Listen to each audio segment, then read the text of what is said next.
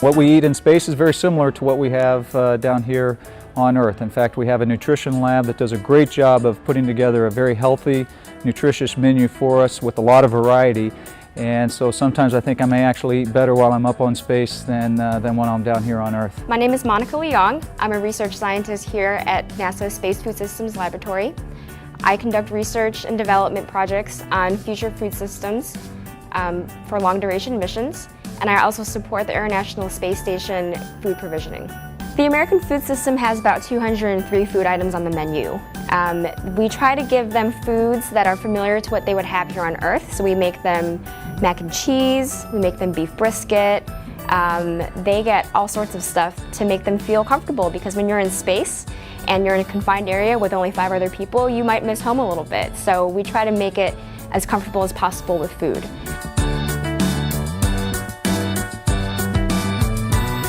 So how much water do I drink in space? Well, I don't know yet. I do know that down here on Earth, I drink a lot of water. In fact, I always have my water bottle with me, and so I'm constantly drinking water.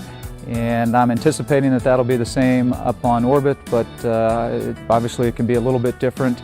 And I won't have my water bottle, I'll have my little water bag with me when I'm floating around, but I do anticipate drinking lots of water while I'm on orbit as well. They are allowed about 2 liters of water a day for drinking.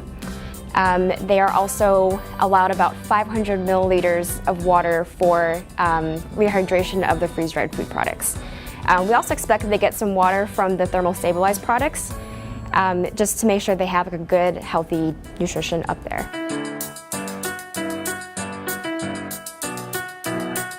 So our diet while we're up in space is actually managed by the nutrition lab, and there are actually experts in that field that monitor everything that we eat, that understand all of the nutrition that goes into every meal that we have. And so without them, our diet wouldn't be as good as it is and wouldn't be as nutritious as it is. So when we're designing the menus for the astronauts in space, we have a dietitian on staff who makes sure that it's well balanced for all the vitamins and nutrients that they need.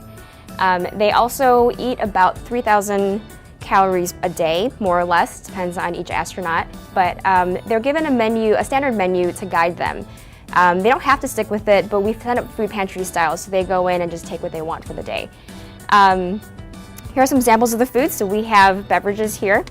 This is a mango peach smoothie. This is a cinnamon scone. Here are some black beans in a thermostabilized pouch. They also get tortillas, which is actually a very hot commodity up there. Granola bars, cream of spinach, for example, candy-coated chocolates, crackers. We also have condiment packages for them.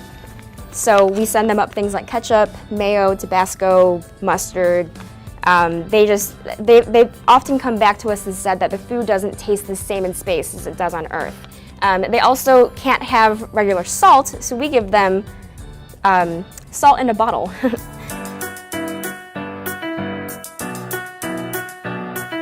Some of the research that I do here at NASA is for the Advanced Food Technology portfolio. I'm doing research to characterize food systems for long-duration missions, including the ones going to Mars. One of the problems that we have is that the food can be really heavy, and they also can take up a lot of space. So one of the countermeasures to that is to develop a nutrition bar that can encompass all of the nutrients from a breakfast and lunch meal, or lunch meal, and put them into a food bar. There's nothing like that in the market right now, but we developed 700 calorie food bars that can just be packaged into one pouch.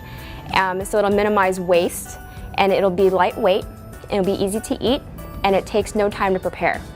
We're looking at other technologies such as instant beverages to encompass all of the nutrients as well. There are a lot of applications for this in the real world. For instance, it could help with disaster relief, some temporary hunger relief, as well as for camping and survival foods.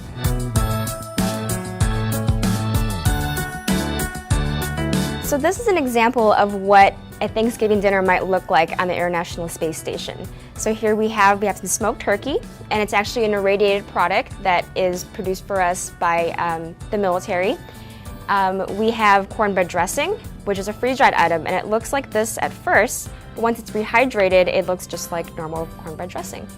Likewise, we have the green beans with mushrooms, which looks like this in its pouch, and then when you add water to it, it looks a lot like that. Here we have candied yams, which is a thermal stabilized product. So it comes in a pouch like this, and they just heat it up and put it right in the plate. Here we have mashed potatoes, which is very similar to the green beans and cornbread dressing, where it's freeze-dried and you just add water, heat it up, and it's ready. We also have apple cider here, so this is what their beverages look like in space. For dessert, we have apples with spice, also a thermal stabilized product, comes in a pouch, just heat it up and serve. And another option for dessert would be the cran apple dessert product.